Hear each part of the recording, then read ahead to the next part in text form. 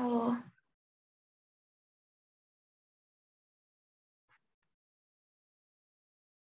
Oke, kalau gitu langsung aja kita mulai.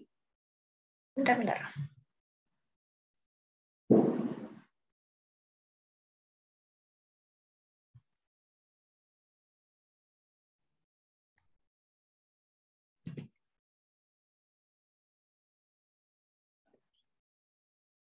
Oke, bentar. Kenalin, nama aku Utami, dan di sini aku jadi tutor ekonomi di Amatoris. Nah, buat sore hari ini kita bakalan bahas mengenai materi pendapatan nasional. Oke, kalau gitu langsung aja ya, kita mulai. Nah, yang pertama aku bakalan jelasin dalam beberapa jam ke depan tuh kita bakalan bahas apa aja sih. Nah, di materi pendapatan nasional tuh kita bakalan bahas yang pertama ada definisi dari GDP, terus ada konsep-konsep GDP, terus kita juga bakalan bahas kegunaan dari GDP. Terus ada juga GDP potensial dan GDP real, dan kita nanti juga bakalan bahas apa perbedaan dari keduanya. Terus yang selanjutnya ada metode perhitungan, dan yang terakhir ada GDP nominal, GDP real, sama GDP deflator.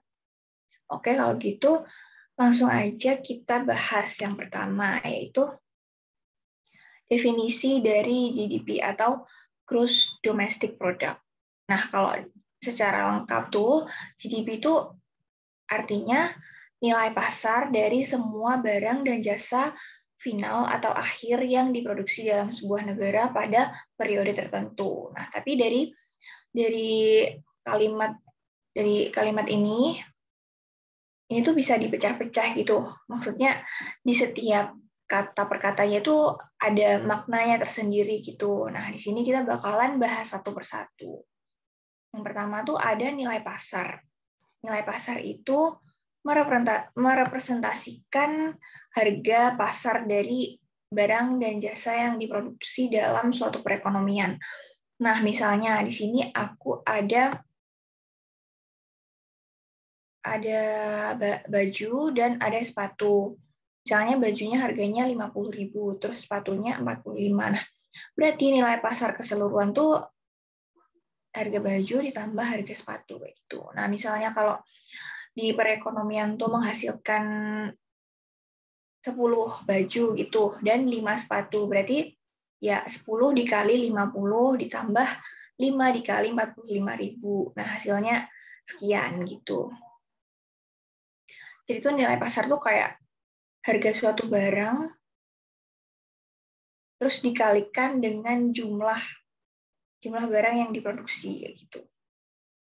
Nah, yang selanjutnya ada dari semua. Dari semua itu maksudnya meliputi semua item yang legal yang diproduksi dalam ekonomi dan terjual di semua jenis pasar. Jadi di ekonomi itu ada 2 jenis pasar.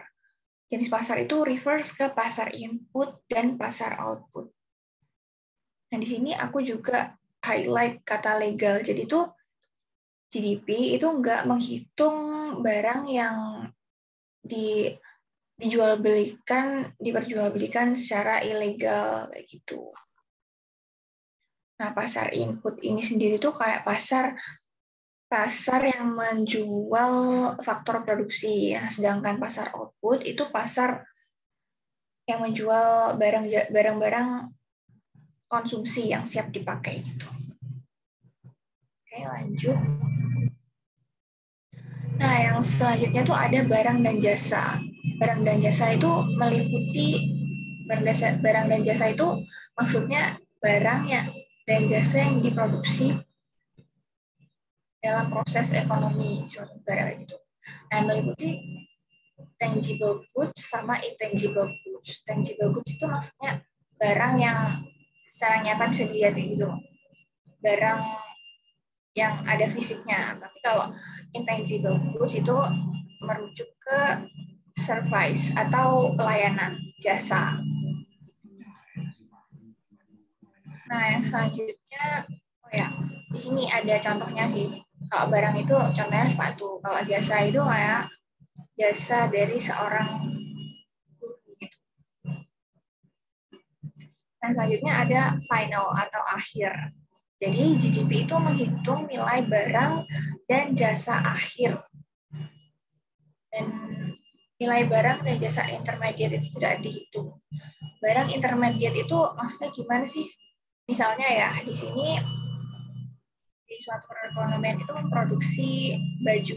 Baju itu kan dihasilkan yang pertama dari kapas, terus kapas jadi benang, terus benang jadi kain, terus akhirnya jadi baju gitu kan.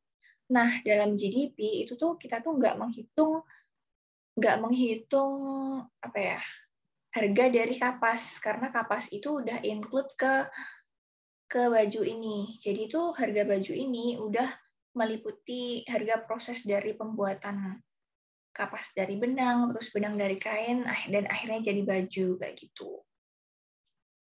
Nah, jadi itu barang intermediate itu nggak dihitung karena akan menimbulkan double accounting dalam perhitungan pendapatan nasional.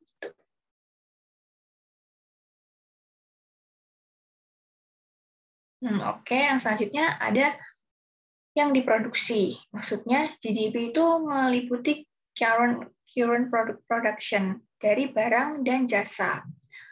Misalnya di tahun 2022 ini, seberapa besar barang dan jasa yang diproduksi oleh perekonomian. Jadi kalau kita menghitung GDP di tahun 2022, kita tuh nggak memasukkan barang dan jasa di tahun sebelumnya atau tahun selanjutnya gitu. Jadi kalau kita ngitung barang GDP di tahun 2022, berarti itu refer ke barang dan jasa yang diproduksi pada tahun tersebut gitu.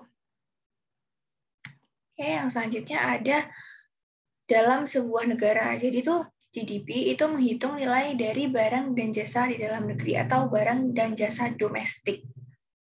Nah, misalnya di sini aku punya contoh perusahaan Jepang yang berproduksi yang tempat pabriknya itu di Indonesia sama TKI yang kerja di luar negeri. Kira-kira dari kedua ini yang masuk ke GDP apa nih, teman-teman?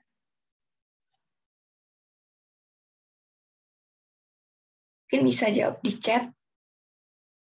Yang masuk ke GDP perusahaan Jepang apa TKI-nya?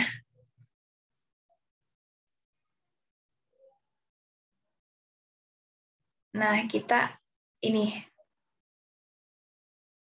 aku ulangin lagi ya, GDP itu menghitung nilai dari barang dan jasa di dalam negeri. Jadi itu misalkan barang dan jasa yang ada di luar negeri meskipun diproduksi oleh WNI itu tuh nggak masuk ke GDP. Nah, di sini ada jawab perusahaan ya, benar. Jadi jawabannya itu perusahaan ya, teman-teman. Soalnya perusahaan Jepang itu produksinya di Indonesia. Jadi dia include ke GDP Indonesia kayak gitu.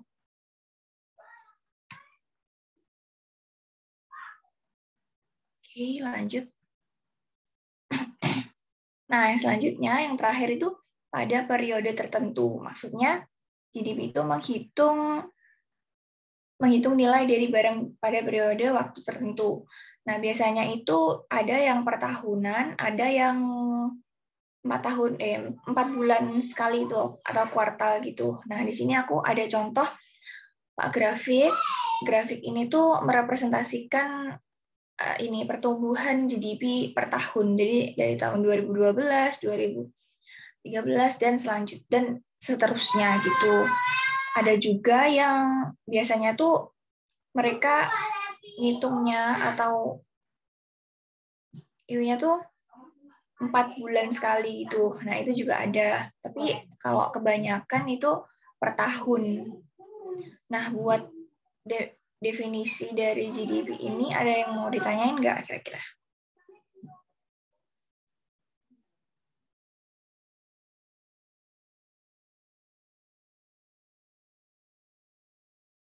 Kayaknya udah jelas semua ya. Oke, kalau gitu kita bakal lanjut. Yang selanjutnya ada konsep dari GDP. Nah, tadi kan udah aku sebutin ya, GDP itu pendapatan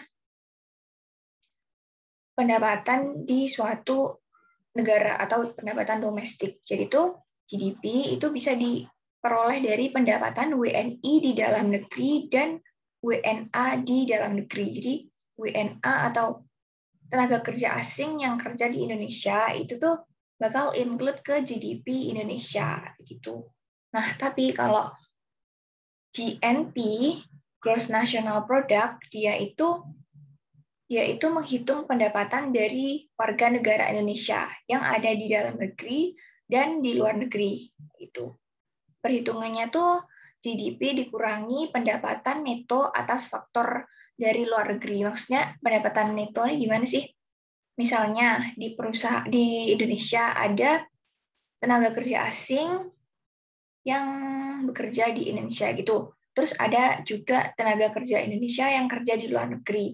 Nah, itu tuh kita itu akan kalau kita ngitung GNP-nya, kita tuh akan mengurangi pendapatan tenaga kerja asing yang kerja di Indonesia, terus kita akan menambah pendapatan dari tenaga kerja Indonesia yang kerja di luar negeri kayak gitu. Jadi itu intinya kalau GNP itu kayak ngitung pendapatan dari warga negara Indonesia gitu. Dan mengurangi pendapatan asing yang ada di dalam negeri. Nah, selanjutnya ada NNP atau Net National Product. Nah, net itu menghitung perhitungan NNP itu kayak mengurangi penyusutan gitu. Penyusutan itu maksudnya misalnya ada mesin atau faktor produksi gitu di suatu negara. Nah, itu kan pasti ada depresiasi atau pengurangan nilai aset gitu. Nah, jadi nilai aset yang berkurang itu dikurangi di NNP ini. Nah, yang selanjutnya ada NNI atau Net National Income.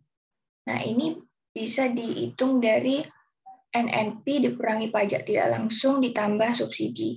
Nah, kenapa sih pajak tidak langsung ini dikurangin di NNI? Karena pada pajak tidak langsung itu kan kita bayar, tapi itu saat kita bayar kita tuh nggak dapet kayak barang atau jasa gitu loh. Maksudnya kalau GDP kan misal kita bayar uang kita dapat barang. Nah, kalau pajak tidak langsung itu kan kita saat kita bayar pajak kita tuh nggak dapat imbal balik barang atau jasa gitu. Nah, maka dari itu saat kita bayar pajak tuh kita belum memasukkan nominal pajak itu di GDP. Maka dari itu kita ngitungnya masuk ke NNI kayak gitu. Nah, karena kita kan bayar, maka itu dikurangi. Nah, sebaliknya kalau subsidi itu kayak pajak positif gitu loh. Jadi pemerintah ngasih kita subsidi gitu. Nah, karena pemerintah kan bayar subsidi ke kita, tapi kita nggak ngasih imbal balik berupa barang atau jasa ke pemerintah. Nah, maka dari itu subsidi ini belum masuk ke GDP. Nah, karena belum masuk ke GDP, kita masukin subsidi ke NNI kayak gitu. Nah, selanjutnya adalah personal income. Ini sama aja sih, personal income itu kayak pendapatan pribadi seseorang gitu. Ini bisa dihitung dari NNI ditambah transfer payment, dikurangi laba ditahan, dikurangi iuran asuransi, dikurangi iuran jaminan sosial, dan pajak perseroan. Nah, ini sama kayak yang tadi. Cuma kalau yang di sini tuh komponennya tuh secara individu gitu. Nah, transfer payment tuh mirip sama subsidi, kayak pemberian dari dana dari pemerintah gitu. Nah, karena transfer payment itu belum masuk ke GDP, maka dia itu dimasukin ke konsep personal income kayak gitu. Nah, sama ini laba ditahan itu dikurang karena kayak kita tuh dari perusahaan seharusnya pendapatan kita segini, tapi karena ada laba ditahan, jadi dikurang gitu pendapatan kita. Iuran asuransi juga sesuatu yang harus kita bayarkan, jadi itu dikurang. Terus ada iuran jaminan sosial, itu juga dikurang karena kita juga harus membayar gitu. Pajak juga sama. Nah, yang terakhir ada disposable income atau pendapatan yang benar-benar kita keluarkan untuk konsumsi atau tabungan. Nah, di disposable income itu kita akan mengurangkan PI dengan pajak langsung. Nah, kenapa sih kalau yang di NNI itu pajaknya tidak langsung, tapi kalau di DI itu pajaknya langsung? Nah, karena DI itu kan personal atau yang secara individu gitu loh. Nah, pajak langsung itu sendiri kan merepresentasikan pajak yang benar-benar kita bayar. Nggak bisa diwakilin dari pihak lain. Tapi kalau pajak langsung itu bisa diwakilin dari pihak lain, kayak gitu. Nah, buat konsep GDP ini ada yang mau ditanyain nggak?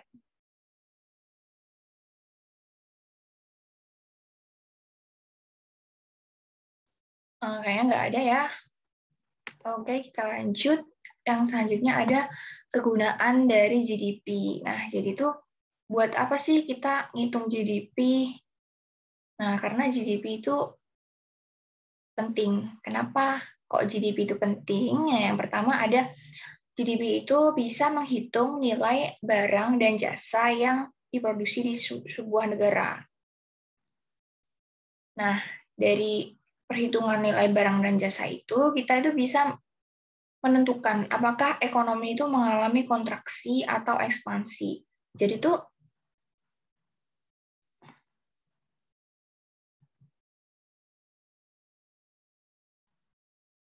nilai barang dan jasa yang diproduksi di suatu negara itu merepresentasikan produktivitas dari suatu negara tersebut.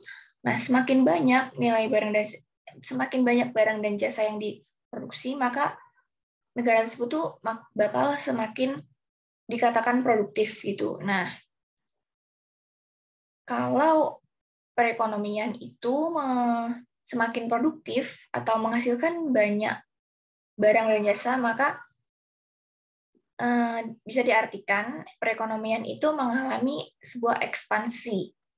Tapi sebaliknya, kalau perekonomian itu barang dan jasa yang diproduksi itu menurun atau produktivitasnya menurun, maka bisa dikatakan kalau perekonomian itu mengalami kontraksi. Gitu.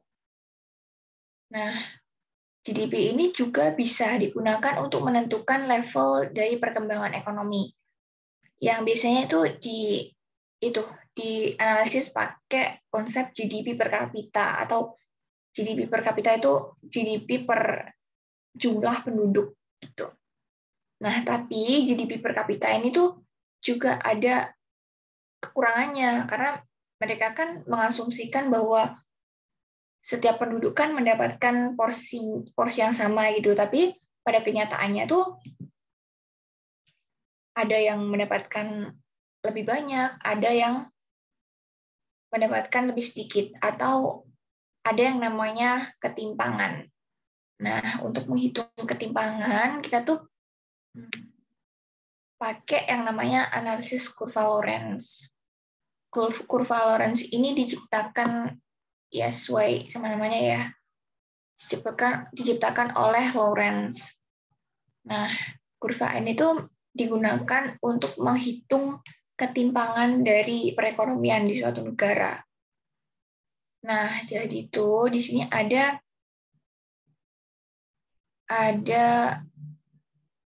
garis diagonal, terus ada garis lengkung atau cembung. Nah, kurva Lorenz ini tuh bakalan menentukan indeks Gini dari suatu negara. Nah, indeks Gini itu bisa diketahui dengan membagi luas bidang A dibagi luas segitiga yang B ini. Nah, indeks Gini itu biasanya nilainya itu dari 0 sampai 1 gitu. Jadi semakin banyak atau semakin tinggi koefisien Gini, maka ketimpangan itu bakalan semakin besar. Atau bisa dikatakan kalau semakin cembung ini kurva lorennya, maka semakin memburuk distribusi ininya pendapatannya gitu. Nah, buat kurva loren ini ada yang mau ditanyain nggak? Oke, kayaknya bisa aku lanjut. Nah, di sini ada GDP potensial dan GDP real. GDP potensial itu maksudnya jumlah maksimum yang bisa diproduksi ketika harga stabil. Nah, pada saat menentukan GDP potensial, kita tuh mengasumsikan bahwa perekonomian tuh berada pada level itu full employment, atau ketika output itu diproduksi pada saat semua faktor produksi dalam ekonomi itu udah digunakan kayak gitu. Nah, sedangkan GDP real itu GDP yang benar-benar jumlah barang dan jasa yang benar-benar diproduksi pada suatu negara gitu. Nah, di sini aku ada grafiknya yang warna ini agak merah ini merepresentasikan GDP potensial, sedangkan kalau yang biru itu GDP real yang benar-benar diproduksi di suatu negara. Jadi pada saat ini GDP potensial ini tuh harga-harga itu stabil kayak gitu. Nah, pada saat menganalisis GDP potensial tuh kita ada yang namanya output gap. Jadi dari GDP potensial itu kita bisa melihat kesehatan ekonomi dari suatu negara.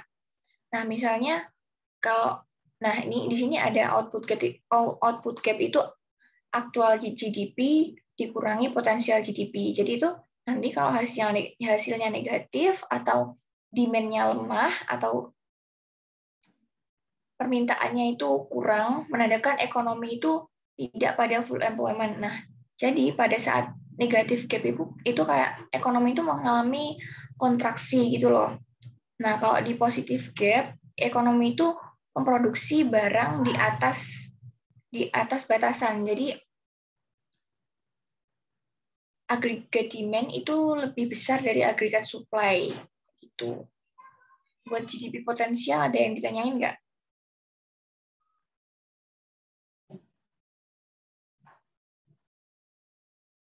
Pokoknya intinya kalau negatif gap berarti ekonomi itu sedang berada pada kontraksi. Kalau positif berarti ekspansi kayak gitu. Dan yang perekonomian yang sehat itu tuh gap antara GDP real sama GDP potensial itu nggak terlalu besar. Jadi kalau gapnya itu udah besar itu kayak menandakan perekonomian itu harus diperbaiki kayak gitu. Oke, kalau misalnya nggak ada yang ditanyain di materi ini, kita lanjut ke metode perhitungan GDP. Di sini ada 3 metode. Pertama ada metode produksi, terus ada metode pendapatan, sama metode pengeluaran. Nah, metode produksi itu menghitung nilai tambah dari tiap sektor produksi. Maksudnya ini gimana? Kalau di sini kan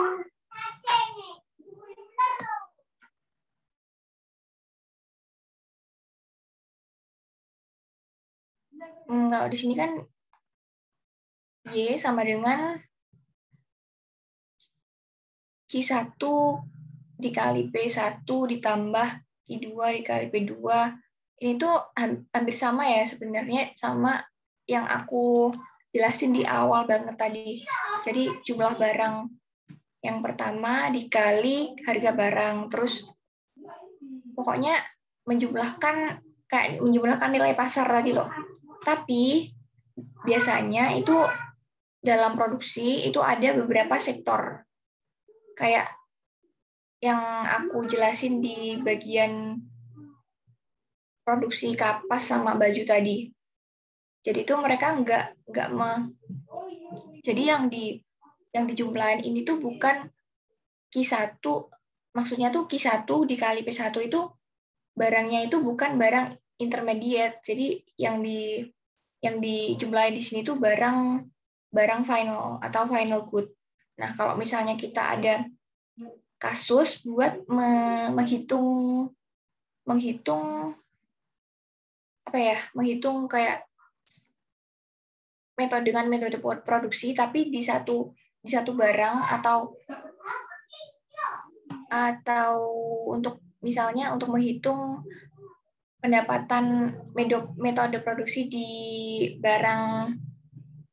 baju itu, kita itu kayak menjumlahkan nilai tambahnya gitu. Misalnya dari kapas ke benang itu berapa. Nah, nanti dari benang ke kain itu berapa.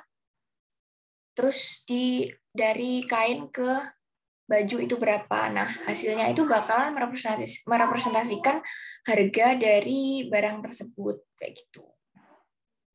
Nah, yang kedua ada metode pendapatan. Di sini itu ada W plus R plus I plus P. Maksudnya itu W itu wage atau upah. R itu rent atau sewa, I itu interest atau bunga, P itu profit atau keuntungan. Jadi itu metode pendapatan itu menghitung GDP berdasarkan pendapatan dari masing-masing faktor produksi yang ada di perekonomian. Nah, kalau wage itu kan merepresentasikan upah yang diterima dari tenaga kerja. Nah, kalau rent itu kayak misalnya kita sewa tanah. Itu kan kita dapat uang sewa. Nah, itu masuk ke sini. Terus kalau interest itu misalnya bunga dari bunga bank gitu, juga masuk di sini. Kalau P itu profit atau keuntungan yang diperoleh dari bisnis itu. Nah, yang ketiga itu ada metode pengeluaran.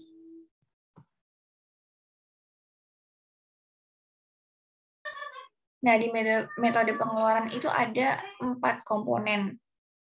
Ada C atau consumption, G atau government expenditure, I atau investment, dan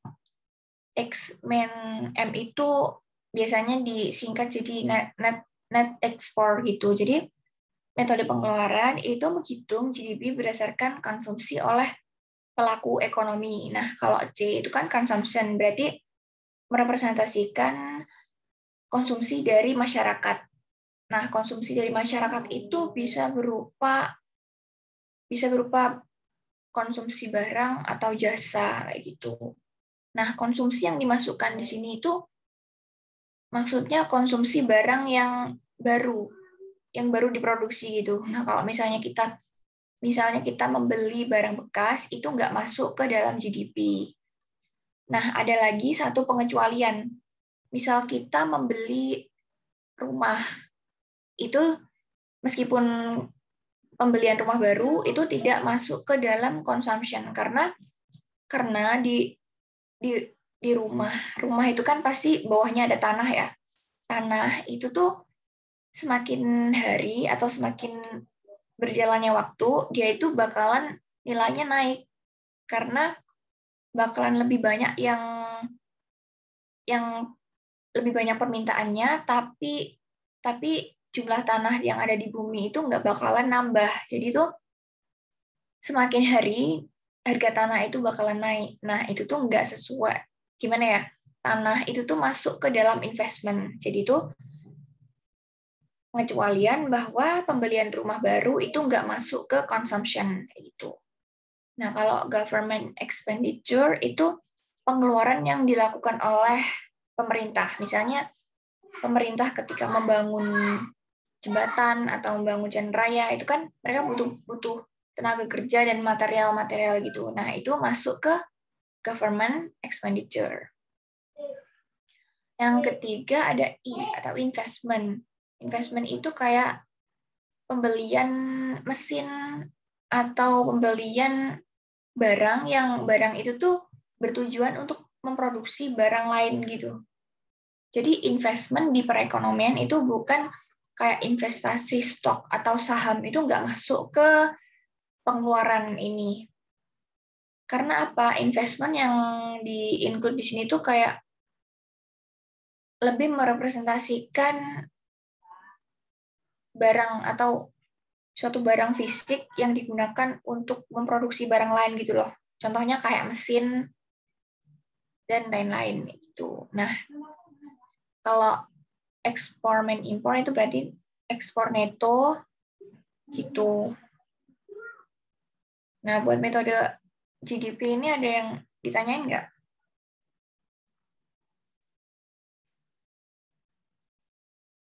Kayaknya nggak ada ya.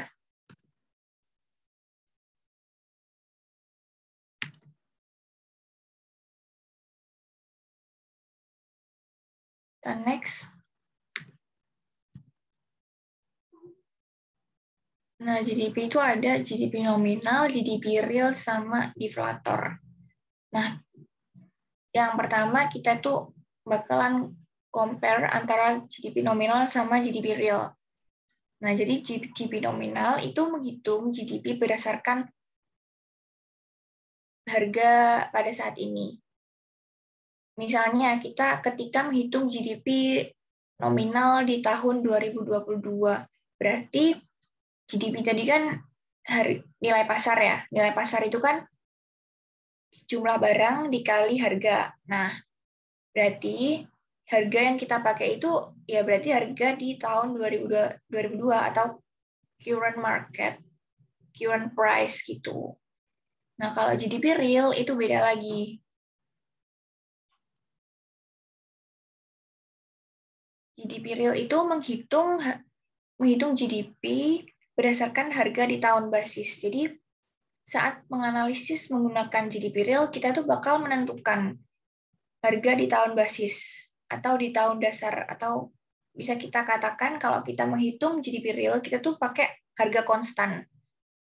Misalnya, kita menghitung GDP real di tahun 2022, tapi kita udah punya tahun basisnya itu misalnya di tahun 2020 gitu. Nah, berarti GDP real itu harganya itu pakai yang tahun 2020 gitu. Jadi itu harganya konstan, nggak berubah gitu. Nah, GDP real ini karena dia itu kan nggak memperhatikan kenaikan harga. Jadi dalam GDP real itu tidak dimasukkan unsur inflasi gitu.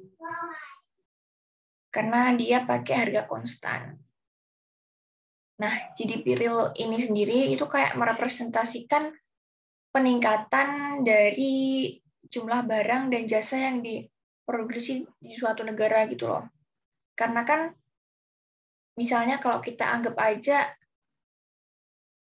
kalau kita pakai GDP nominal itu kan ada dua kemungkinan. Dari pertumbuhan GDP itu kan ada dua kemungkinan. Kemungkinan pertama itu harganya yang naik atau jumlah barang dan jasanya yang naik. Tapi kalau di GDP real, kita kan harganya kan konstan. Jadi itu kita cuma menghitung kenaikan dari jumlah barang. Jadi itu GDP real itu merepresentasikan pertumbuhan ekonomi itu. Nah, ada lagi yang istilahnya namanya GDP deflator. Itu menghitung current price relatif terhadap tingkat harga di tahun basis. Ini tuh maksudnya tuh GDP deflator itu nominal GDP per real GDP dikali 100 kayak gitu. Nah, GDP deflator ini tuh kayak mirip kalau kalian udah belajar CPI atau IHK gitu. Ini tuh bisa juga digunakan buat ngitung inflasi. Kegunaannya tuh mirip sama IHK. Jadi tuh GDP deflator itu merefleksikan apa yang sedang terjadi terhadap harga. Kalau misalnya deflatornya naik, berarti kita bisa ambil kesimpulan bahwa harga di tahun tersebut itu naik. Tapi kalau deflatornya turun, berarti harga di tahun tersebut itu juga turun. Nah, kalau ini berarti kalau GDP deflatornya naik, berarti itu merepresentasikan terjadinya inflasi. Gitu. Nah, selanjutnya itu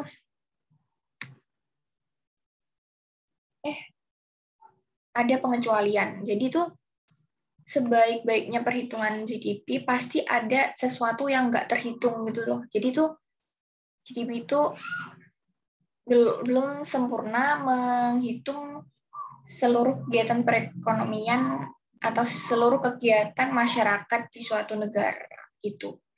Nah, ada yang pertama itu GDP itu nggak menghitung aktivitas non pasar, misalnya aktivitas ibu rumah tangga itu mereka juga nggak ngitung. Ada lagi misalnya pekerja informal kayak gitu itu juga nggak dihitung. Nah, opportunity cost itu biasanya juga nggak dihitung dalam GDP karena soalnya GDP itu kan menghitung aliran aliran uang yang masuk dan keluar, sedangkan opportunity cost itu kan termasuk biaya tapi dia itu bukan biaya yang berupa uang gitu loh, tapi biaya berupa biaya kesempatan. Jadi mereka tuh nggak memasukkan opportunity cost ke GDP gitu. Nah, yang kedua ada kerusakan lingkungan, misalnya ekspor kayu yang berkontribusi pada GDP, tapi itu kerusakannya itu nggak dihitung.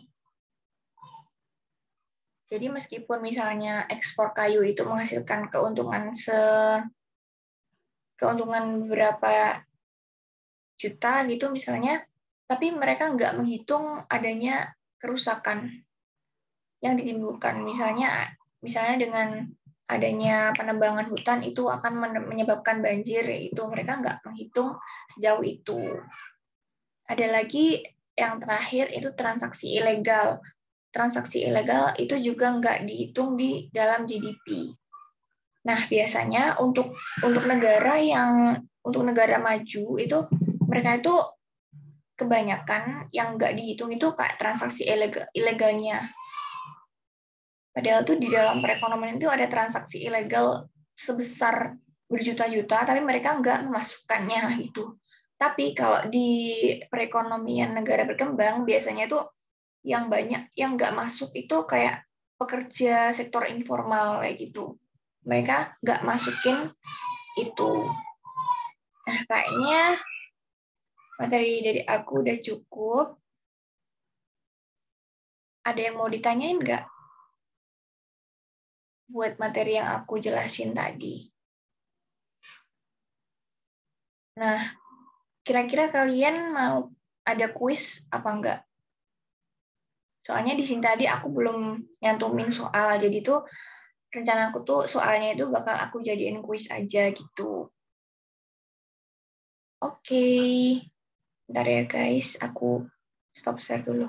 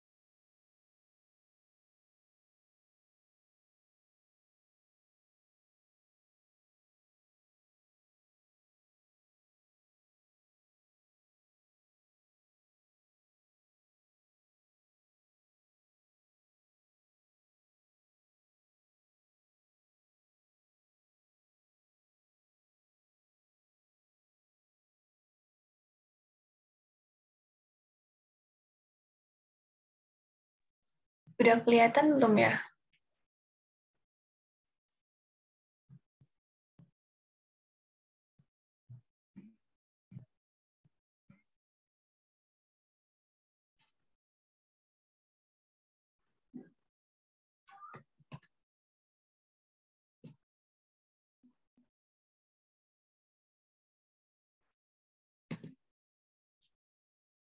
Oke.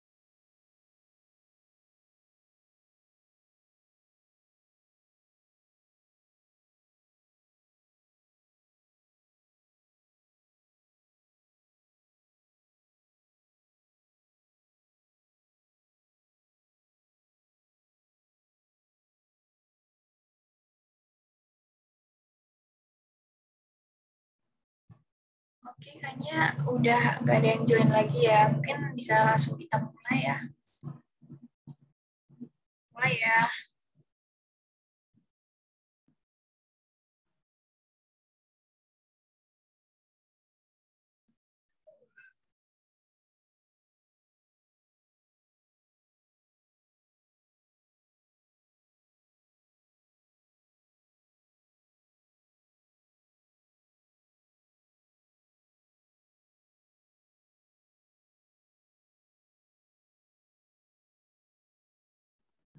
Wait, sebentar.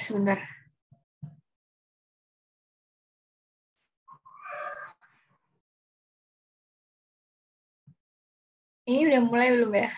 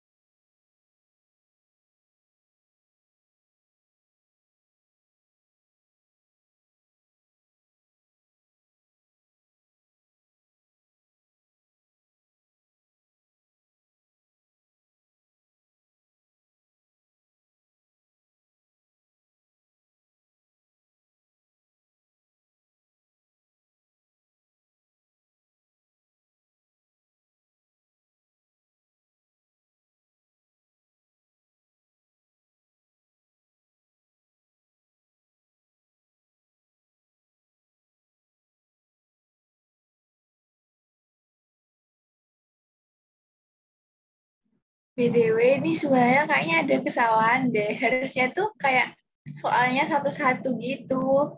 Tapi nggak tahu aku tadi mencet apa jadi kayak gini. Ini kalau gitu kita bahas satu-satu aja deh soalnya.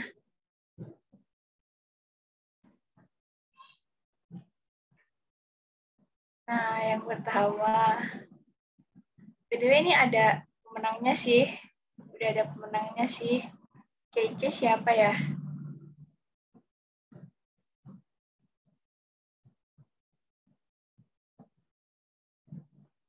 Selamat.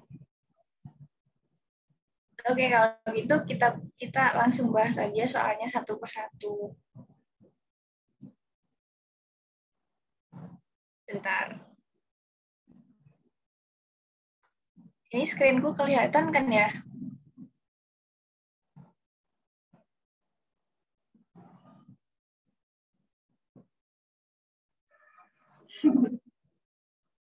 Nah, di sini ada berdasarkan formula pendapatan nasional Y sama dengan CIGN C plus I plus Y plus F ekspor. Nah, apabila kenaikan pada pajak yang diterapkan oleh pemerintah, maka akan berdampak pada.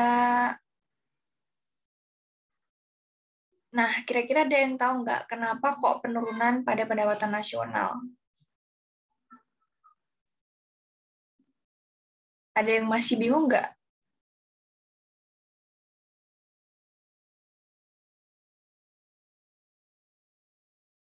Nah, oke, kalau nggak ada yang jawab, jadi tuh, oke, jadi tuh pajak itu tuh bakalan memengaruhi ini komponen C atau consumption. Jadi kalau pemerintah itu naikin pajak, maka konsumsi itu bakalan turun karena ya selain digunakan buat konsumsi kan pasti bakal ada alokasi buat pajak. Nah, jadi kalau konsumsi itu menurun, maka pendapatan nasional juga atau Y itu juga ikut menurun kayak gitu. Nah, kenapa kok nggak ke G atau expenditure expenditure government expenditure, karena kan itu kan pengeluaran pemerintah. Nah, sedangkan pajak itu kan merupakan pendapatan, jadi nggak masuk. Jadi masuknya ke consumption gitu. Nah, yang selanjutnya,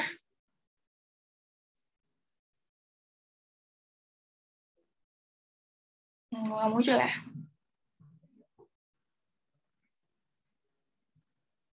Oh, kayak gini ya, putih. Nah, jika suatu angka produk domestik bruto dikurangi dengan nilai penyusutan dan pajak langsung, maka akan diperoleh. Nah, tadi kan udah jelas banget kalau penyusutan itu pasti nanti akan menghasilkan produk neto. Nah, jadi ya jawabannya ya produk nasional neto gitu. Oke, next. GDP nominal digunakan sebagai patokan dalam menghitung pertumbuhan perekonomian. Jadi jawabannya ini salah, karena buat menghitung pertumbuhan perekonomian itu kita pakai GDP real. Soalnya kan pertumbuhan itu terkait sama produktivitas. Jadi kalau misalnya GDP nominal itu tuh juga memasukkan unsur harga, unsur price di dalamnya. Jadi nggak pure dari kenaikan produksi barang dan jasa kayak gitu. Oke, lanjut. Ada rumus dengan metode pendapatan. Nah, ini yang benar tuh yang ini. Yang yang C ini salah karena pakai pakai apa? Pakai huruf besar. Jadi itu kalau pakai huruf besar itu maknanya beda gitu. Jadi harus pakai huruf kecil gitu.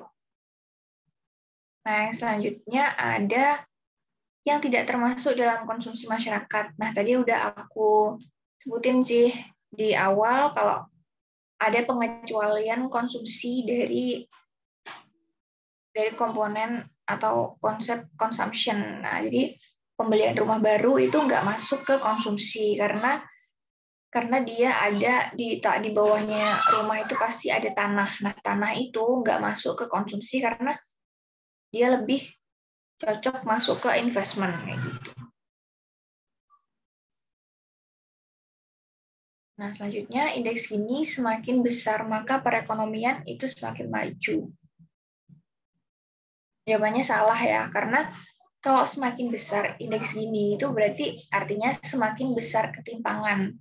Nah, kalau ketimpangannya semakin besar kan berarti ekonominya nggak maju dong, gitu. Nah, oke, selanjutnya itu GDP deflator merepresentasikan kenaikan harga. Ini benar ya.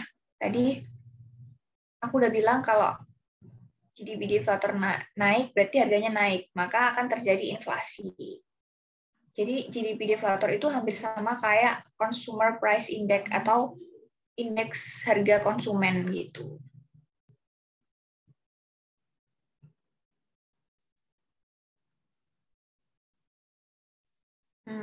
Udah selesai, udah habis ya? Ya, cuma 8. Nah, dari pertanyaan tadi ada yang masih bingung nggak ya kira-kira?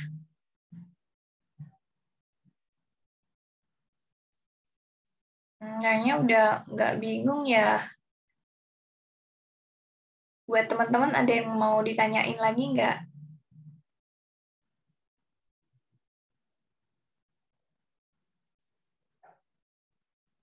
Nah, oke, karena materinya aku jelasin udah selesai, terus kita juga udah kuis, kayaknya dari aku udah cukup sekian. Kalau misalnya kalian mau nanya-nanya lagi, silakan sekarang sebelum aku akhiri sesi ini. Nah, jangan lupa juga buat isi ini, isi formnya.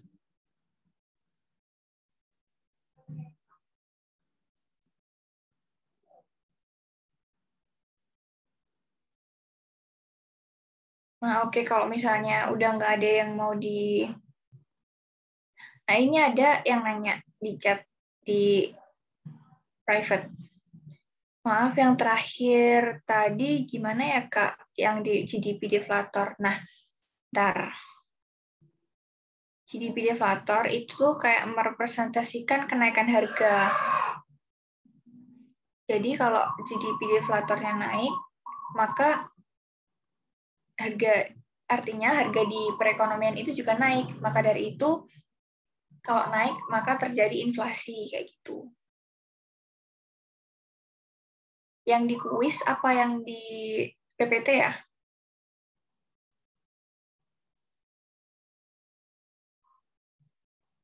Oke, yang di kuis.